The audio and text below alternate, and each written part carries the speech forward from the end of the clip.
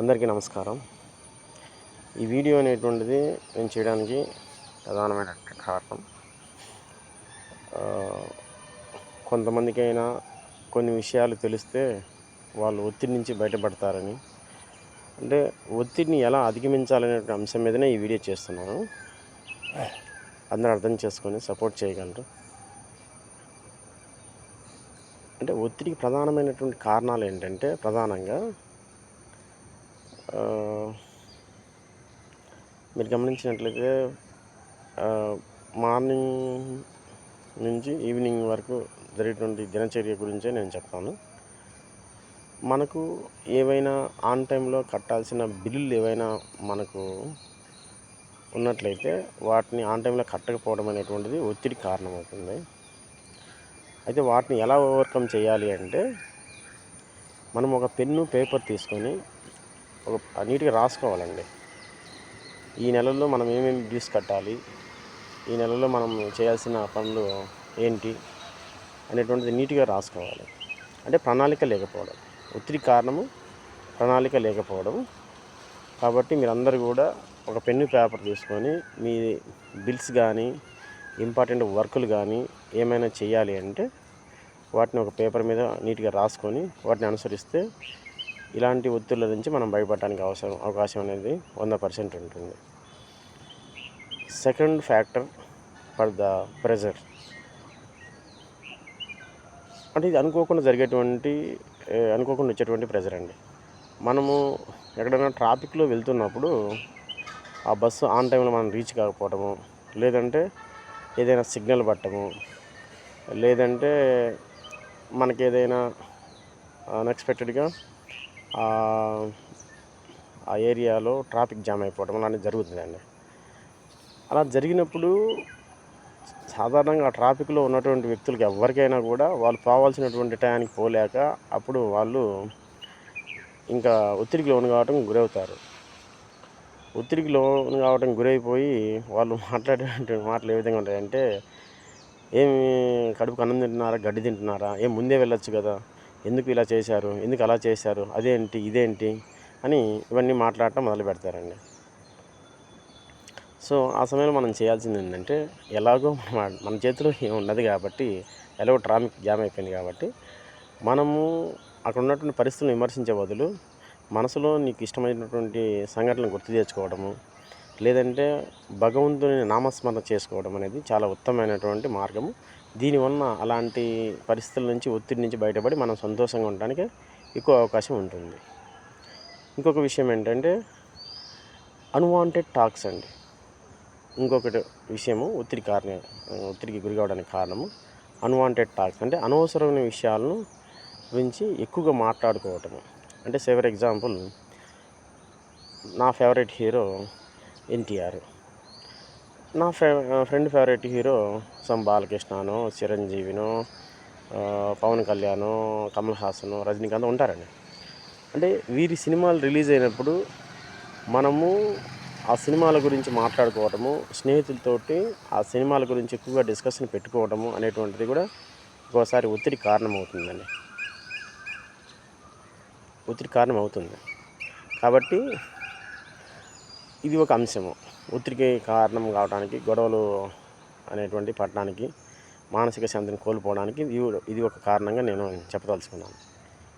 దీని తర్వాత ఈ మధ్యకాలంలో ఎక్కువగా మహిళలు ఒత్తిడికి లోనవుతున్నారు. భయంకరమైన ఒత్తిడి, మామూలు ఒత్తిడి కాదని. ఎవరంటే ఆ మహిళలంతా డైలీ సీరియల్స్ చూసేటువంటి మహిళలు. దానికి కారణం ఉందండి. ఆ సీరియల్స్లో ఎవరో ఒకళ్ళు నటించేటువంటి విధానము వీళ్ళకి నచ్చదండి. వాళ్ళు వేసుకునేటువంటి బట్టలు వీళ్ళకి నచ్చవండి. వాళ్ళ యాక్షన్ నచ్చదండి. లేదంటే వాళ్ళు చేసేటువంటి ఆ యొక్క డ్రామా, ఆ యొక్క నాటకం ఏదైతే ఉందో అది వీళ్ళకి నచ్చదండి.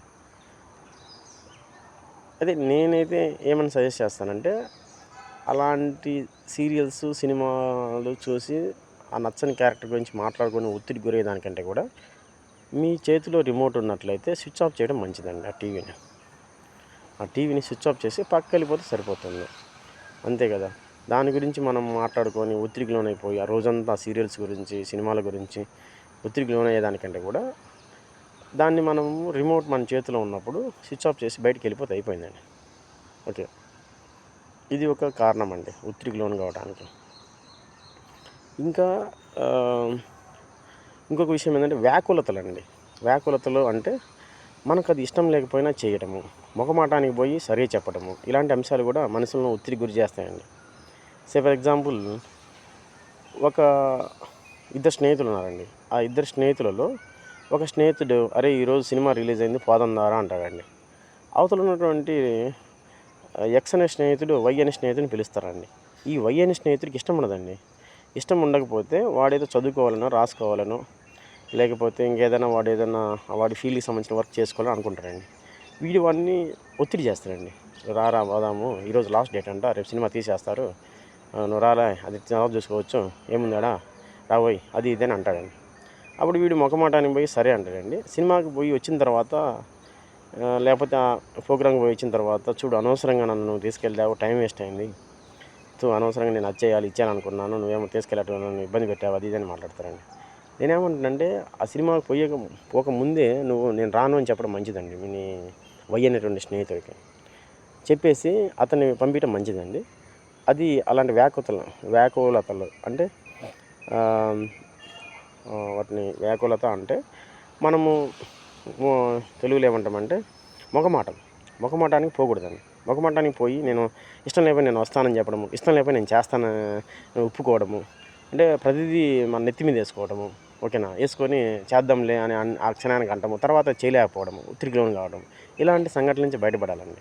ఇలాంటి సంఘటనల నుంచి బయట పడకపోతే ఇది కూడా మీకు ఒక ఒత్తిడిగా మారేటువంటి అవకాశం అయితే ఉంటుందండి. దాన్ని మీరు చాలా జాగ్రత్తగా హ్యాండిల్ చేయాలి, ఓకేనా. ఇంకోటి అండి, ఈ మధ్యకాలంలో ఇది చాలా ఇంపార్టెంట్ పాయింట్, జాగ్రత్తగా వినండి. ఎక్కువగా ఫోన్లో మాట్లాడటం, అంటే ఫోన్లో విపరీతంగా మాట్లాడతారండి. ఒక్కొక్కరు గంటలు మాట్లాడతారండి. అక్కడ దేని గురించి మాట్లాడుతున్నా అంటే లాస్ట్కి ఏమి ఉండదండి, అనవసరమైన విషయాలన్నీ మాట్లాడతారు. అంటే గంటలు మాట్లాడినప్పుడు ఖచ్చితంగా నీకు ఆ ఫోన్ పెట్టేసిన తర్వాత ఇంతసేపు ఏంది నా తల తిన్నాడు అని మీరు బాధపడే బదులు, నీకు నచ్చలేదనుకోండి, మధ్యలోనే నాకు పని ఉందండి, ఐ హ్యావ్ వర్క్ అండి, so I am little busy sir, లేదంటే నాకు కొంచెం ఇబ్బందిగా ఉందండి, మీరు మాట్లాడి నేను మళ్ళీ మీకు కాల్ చేస్తాను, I'm not feeling well, I tired అని చెప్పేసి కాల్ కట్ చేయడం మంచిది కదా. నువ్వు అలా చెప్తుంటే ఎవరిద్దన్నారు, మొగమాటానికి ఎందుకు పోవాలి? నువ్వు అలా అనేసి కాల్ కట్ చేసి, నువ్వు నీ మనసు బాగున్నప్పుడు చేయాలనిపిస్తే చెయ్యి, లేకపోతే నీకు చేయాలనిపించకపోతే మెసేజ్ పెట్టి వదిలేసేయండి. అలా కాకుండా మొగమాటానికి పోయి వాడు చెప్తున్నాడని విని మళ్ళీ ఫోన్ పెట్టేసిన తర్వాత అది రియల్ ఫ్రెండ్షిప్ కూడా కాదు. అది రియల్ ఫ్రెండ్షిప్ కాదు. నువ్వు ఫోన్ పెట్టేసిన తర్వాత మళ్ళీ వాడు చూడు ఇలా టైం వేస్ట్ చేశాడు, అబ్బాయి ఇది చేస్తే గంటలు మాట్లాడతాడు, ఎన్ని వ్యర్థమైన విషయాలండి. వాడేదో నీకు అభిమానంతో చేస్తాడండి, వాడేదో బాధతోనూ కూడా వినే ఓపికంటే వినాలి, లేదంటే ఫస్ట్ నేను సర్లేరా నాకు వర్క్ పెట్టేశాడని. అంతేగాని ఫోన్ పెట్టేసిన తర్వాత సో వీడు నాకు టైం వేస్ట్ చేసినాడు, వాడి వీడియో అదంతా కూడా తప్పండి. ఇంకా లాస్ట్ పాయింట్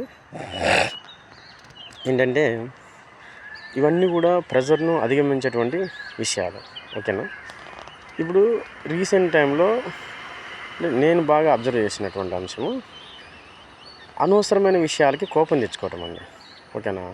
వివేకానంద ఒక మాట చెప్పాడండి, కోపం తెచ్చుకునేటువంటి హక్కు నీకు ఉంటుంది, కానీ ఆ కోపాన్ని ప్రదర్శించే హక్కు మాత్రం ఎవరి మీద ప్రదర్శించే హక్కు మాత్రం నీకు లేదండి. అది వివేకానంద చెప్పినటువంటి సెంటెన్స్ అండి. అంటే నేనేమంటానంటే, ఇప్పుడు కోపం అనేది మనిషికి అత్యంత సాధారణమైన విషయం రావటం అనేటువంటిది. ఆ కోపంలో నువ్వు విచక్షణ రహితంగా ప్రవర్తించేటువంటి హక్కు మాత్రం నీకు లేదు. కాబట్టి నువ్వు చేయాల్సింది ఏంటంటే, సిచ్యువేషన్స్ అనేటువంటివి అన్నీ నీకు అనుకూలంగా జరగవండి, ఓకేనా. అన్నీ నువ్వు అనుకున్నట్టుగా జరగవు. దిస్ ఈజ్ లైఫ్లో నువ్వు ఎప్పుడు కూడా నువ్వు కోరుకున్నది నీకు కోరుకున్నట్టుగా జరగదు. అలా జరిగింది అంటే అది కొన్ని సందర్భాల్లో ఆ భగవంతుని లీల, నీకు ఉన్నటువంటి లక్. కానీ ఎక్కువ టైమ్స్ మనం అనుకున్న దానికి వ్యతిరేకంగానే జరుగుతుందండి లైఫ్ ఈజ్ ఎక్స్పెరిమెంట్. లైఫ్ అనేది ఒక ప్రయోగశాల అండి. కాబట్టి లైఫ్లో అన్నీ నేను అనుకున్నవే జరగాలి, నేను వాటిని సాధించాలి అనుకోవడం మంచిదే. You try to your level best. But అది జరగలేదని బాధపడటం మాత్రం ఖచ్చితంగా అజ్ఞానమే అవుతుందండి. నువ్వు అది జరగలేదు అంటే దానిని ఆ లెవెల్లో నువ్వు ప్రయత్నించలేదు అని, దాని తర్వాత నువ్వు ఒత్తిడిలోనే పోయి నేను బాధపడిపోతున్నాను, నేను అది చేసుకుంటాను ఇది చేసుకుంటానని ఇట్లాంటి పిచ్చి ఆలోచనలు చేసుకోకుండా దానికంటే కూడా వాళ్ళకి వీళ్ళకి చెప్పి టైం వేస్ట్ చేసుకునే బదులు నువ్వు అవన్నీ క్లోజ్ చేసి స్విచ్ ఆఫ్ చేసుకొని ఆ పనికి సంబంధించిన పని ప్రారంభించుకుంటే ఏదైనా 1% 2% సక్సెస్ వస్తుంది. నువ్వు కాంపిటీషన్లో నిలబడటానికి అవకాశం అనేది ఉంటుందండి. ఓకే, ఇదండి. ఇలాంటి మంచి విషయాలు అనేటువంటివి నేను ఎందుకు మీ అందరికి తెలియజేస్తున్నానంటే, నా అనుభవంలోకి వచ్చినటువంటి విషయాలు ఏదైతే ఉందో ఇది ఉపయోగపడుతుందనే విషయాన్ని మాత్రమే నేను తెలియజేస్తున్నానండి. Okay, thank you. Have a nice day అండి. Have a great day. Thank you all. Good morning.